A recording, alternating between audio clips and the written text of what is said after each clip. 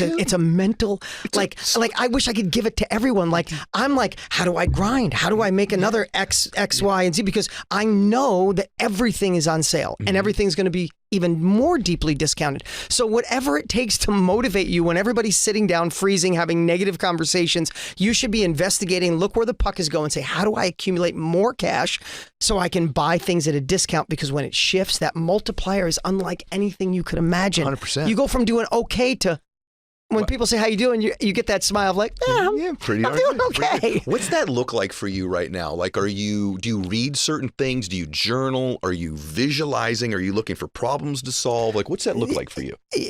All the above. Okay. I've been geeking out on books, different books than I ever had before, because listen, we all like to learn, right? And we all grow. I'm keeping my mindset super strong, but I think the opportunities are going to come so strong, and we have to be mentally prepared. I think in times like these, you do need to invest in yourself and grow yourself.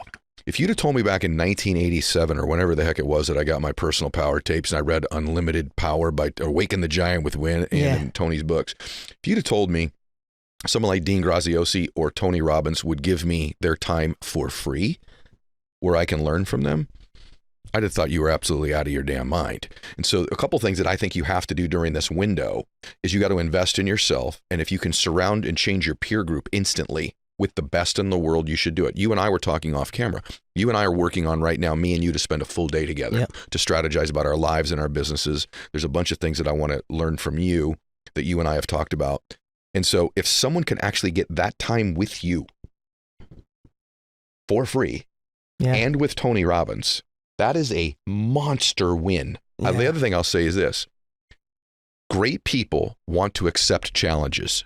Great people want to be challenged even in their most difficult times. In fact, at this stage of my life, one of the frustrating things for me, Dean, is that, you know, it is a smaller circle. There's very few people who challenge me. So I love when I work out with a training partner, they challenge me. Man, three more.